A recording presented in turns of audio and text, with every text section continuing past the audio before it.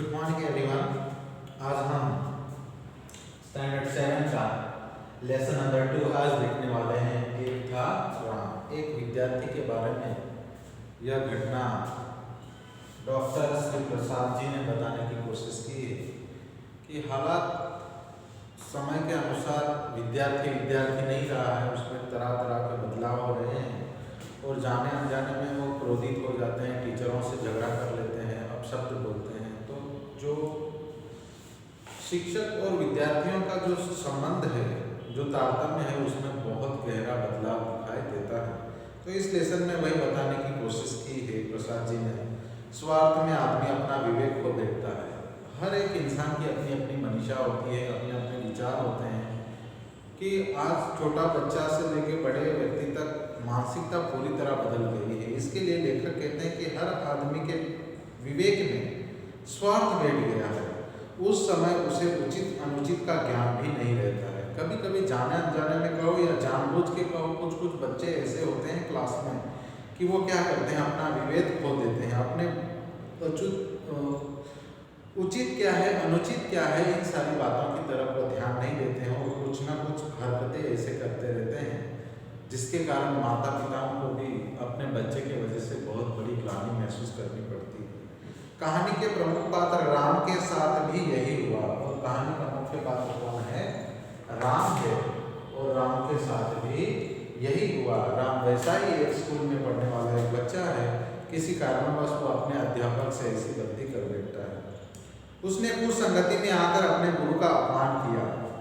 गलत दोस्तों के साथ दोस्ती करना, गलत सोचना, गलत व्यवहार करना, या तो यूँ कहो कि संगति गलत तो बच्चा गलत हो जाता है। इसका प्रभाव अक्सर कभी न कभी बच्चों के ऊपर पड़ता हुआ हमें नजर आता है। अंत में राम पश्चाताप करता है और वही विद्यार्थी ग्लानि महसूस करता है कि यार मेरे से ऐसी गलती कैसे हो गई, वो महसूस करता है और वो लास्ट में अंत में अपने शिक्षक से माफी मांगता है। इस पाठ में इस बात पर बल दिया गया है कि सभी बच्चों को कुसंगति को छोड़कर सुसंगति अपनानी चाहिए। और इस लेसन का मोरल यही है कि अक्सर बच्चे कुसंगति की वजह से गलत रास्ते पर चल पड़ते हैं और उन्होंने अपने जीवन का रास्ता ही बदल देते हैं। इसके लिए हमेशा कुसंगति करना नहीं चाहिए और सुसंगति के रास्ते पर चलना चाहिए। तो देखते हैं लेसन। राम अकेला अपने कमरे में बैठा था। घर में उसकी माँ और छोटी बहन भी थी। वे दोनों अपने अपने कामों में लगे थे। पिताजी 6 बजे दफ्तर से घर आए थे और 2 मिनट राम से बात करके कहीं चले गए थे। शायद रविशंकर जी से माफी मांगने गए थे और बच्चे ने कुछ गलती की थी। राम बैठा था, उसकी माँ भी बैठी थी, उसकी छोटी बहन भी थी। उसके पिताजी दफ्तर से आते हैं और थोड़ी से उससे बात करते हैं और बाहर चले जाते हैं। तो वो कहते हैं कि रविशंकर जी से वो माफी मांगने के लिए गए थे। राम ने गलती की थी और पापा उनके लिए माफी मांग रहे हैं। इससे हमें पता चल जाता है कि कैसी व्यवहार उन्होंने अपने गुरु से किया होगा। जब राम के पिताजी दफ्तर से आ रहे थे तभी रास्ते में किसी ने उनसे सारी बातें कह दी थी। और राम के पिताजी दफ्तर से ऑफिस से आ रहे थे काम करके, तो उन्होंने सारी की सारी जो बातें थी किसी दूसरे पराये व्यक्ति ने उनसे बात कह दी थी। आते ही वह सीधे राम के कमरे में गए और कड़कड़ा कर पूछे, क्या आज सवेरे परीक्षा के समय कोई बात हुई थी? और बच्चे से राम से उनके पिताजी ने कहा, राम के पिताजी ने, कि आप एग्जाम के टाइम में आपने कुछ गलत सलत ऐसा कुछ कार्य किया? जोर से रोष भरी आवाज से उन्होंने पूछने की कोशिश की। राम चुप रहा। राम कुछ भी नहीं बोल पाया। वो शांत भाव से वह सारी की सारी बातें वो सुनता रहा। राम के पिता ने फिर कड़कड़ा कर पूछा, रोष भरी आवाज में फिर राम से पूछा, क्या आज तुम्हें तुम्हारे गणित के अध्यापक रविशंकर जी ने नकल करते हुए पकड़ा था? कि आप एग्जाम के टाइम में, एग्जाम हो रही थी, उस समय आप नकल कर रहे थे, चोरी कर रहे थे, यह रविशंकर जी ने आपको पकड़ा था? जी, राम कहता है, राम ने स्वीकार किया। राम ने अपनी गलती का स्वीकार किया। तुमने उनसे क्या कहा? राम के पिता फिर बोले। राम फिर चुप रहा। आपने उनसे क्या कहा? राम से पूछते हैं, वो राम चुपचाप रहता है, बोलते क्यों नहीं है? राम के पिता गरजे और रोष में आवाज में वो बोलने लगे। राम की माँ और छोटी बहन भी आकर सुनने लगी और तीनों वहां पर खड़े हो गए थे। राम चुपचाप वहां पर खड़ा था। क्या तुमने अपने अध्यापक से यह कहा कि आपकी हिम्मत कैसे हुई मुझे नकल करते हुए पकड़ने की? आपने ऐसे कहा कि आपकी हिम्मत कैसे हुई कि आपने मुझे नकल करते हुए पकड़ा? आपने यह गलती क्यों की? राम के पिताजी ने डांटते हुए पूछा। यह गलती आपने क्यों की? राम गलती तो कर ही चुका था। गणित उसका कमजोर विषय है और गणित विषय बहुत ही उसका कमजोर है, इसका राम का। इसीलिए कुछ लड़कों के बहकाने पर वह भी एक चीट तैयार करके ले गया था और लड़कों ने बहकाया उसे कि चीट करना है, पास होना है तो चीटिंग करना है। इसके लिए वो भी एक चीट बनाकर वहां पर लेकर गया। एकाएक निकल पड़ा। आपकी हिम्मत कैसे हुई मुझे नकल करते हुए पकड़ने की? आपने यह गलती कैसे की? इसका फल अच्छी नहीं होगा और आपने जो गलती की है इसका फल बुरा होगा, इसका फल आपको भुगतना पड़ेगा। रविशंकर जी राम के पिता को अच्छी तरह जानते थे और रविशंकर जी राम के पिता को अच्छे से जानते थे। राम ने नकल भी कोई खास नहीं की थी, इसीलिए उन्होंने चुपके से चीट छीन ली और मसलकर फेंक दी और उनसे चीट जो थी वो ले ली थी और उन्होंने मसलकर फेंक दी थी। फिर वहां से हट गए और वहां से वो हट गए। नकल करते हुए पकड़े जाने पर कार्रवाई होती है। छात्र से फॉर्म भरवाया जाता है जिसमें वह नकल की बात स्वीकार करता है, जिसमें वह नकल की बात क्या करता है? स्वीकार करता है कि आप बच्चे ने नकल की है। इस कार्रवाई से छात्र का 1 साल बर्बाद हो जाता है और यदि छात्र एग्जाम के टाइम में चोरी करता है, नकल करता है, उसमें पकड़ा जाता है तो उससे एक फॉर्म भरवाया जाता है और उसका पूरा साल क्या हो जाता है? बर्बाद हो जाता है। एग्जाम के टाइम पे अक्सर यह चित्र आपको देखने के लिए मिलता है।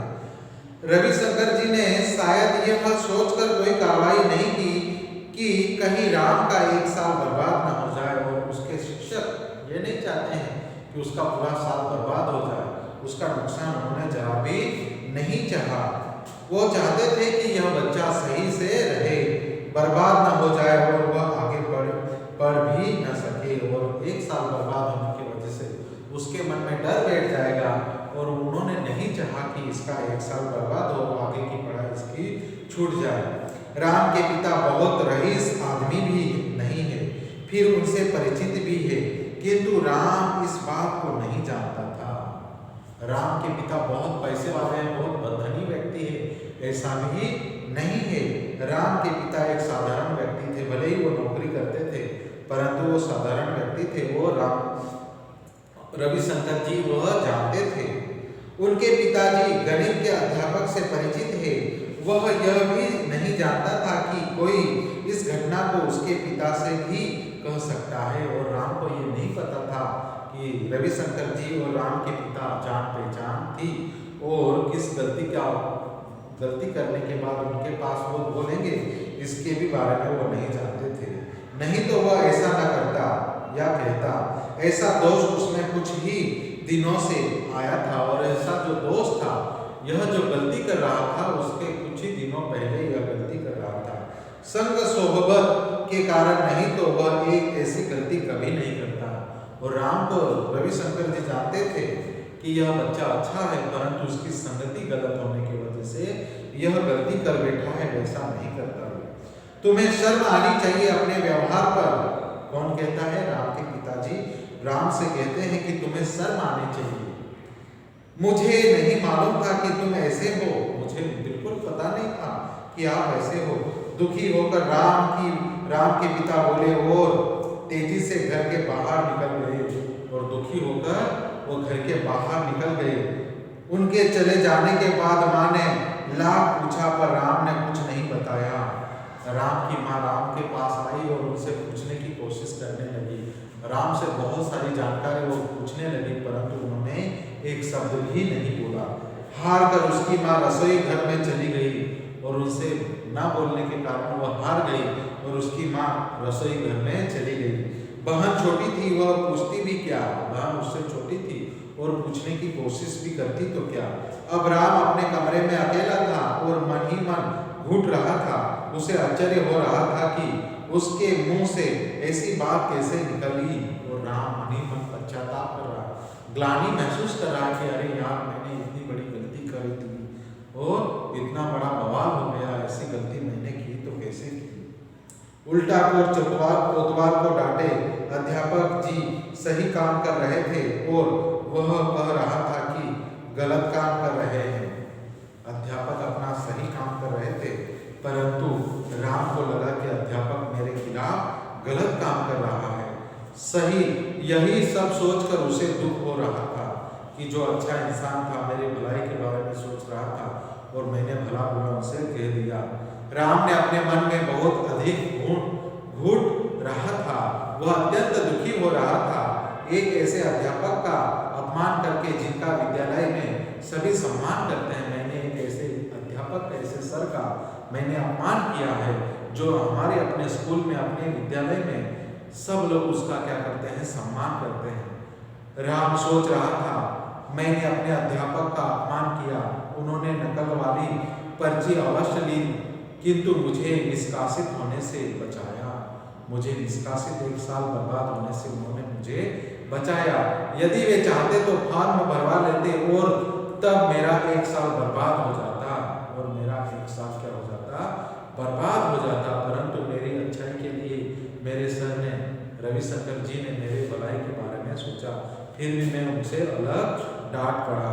स्वार्थ में आदमी अपना विवेक खो देता है, उस समय उसे उचित अनुचित का ज्ञान नहीं रहता है। स्वार्थ में अपना व्यक्ति क्या करता है, अपना विवेक खो देता है। उसको पश्चाताप हुआ। वो मैथ में कमजोर होने के कारण वो नकल कर रहा था, परंतु जैसे पकड़ा गया एग्जाम में तो उसके बारे में वो सर से बारे में सोच रहा है, सर के बारे में सोचकर वो पश्चाताप कर रहा है कि राम के साथ जो हुआ वो अब तो एकांत, वो चाहते तो उसको 1 साल के लिए निष्कासित कर देते। स्वार्थ में आदमी अपना विवेक खो देता है। उस समय उसे उचित अनुचित का ज्ञान नहीं था। राम के साथ भी यही हुआ। अब एकांत में वही सोच रहा था कि अपने गुरु का अपमान करते समय वह अपना विवेक खो बैठा। उन्होंने अपनी जो बुद्धि थी वो भ्रष्ट हो गई थी, उन्होंने अपने गुरु का अपमान किया, वह अपना विवेक खो बैठा। जब वे अपना कर्तव्य पूरा कर रहे थे और वह अपना कर्तव्य निभा रहे थे, और मैं क्या कर रहा था, उनका अपमान कर रहा था। यहाँ पर हम रुकेंगे, आने वाले समय में इसका पाठ दूसरा हम सीखेंगे। धन्यवाद।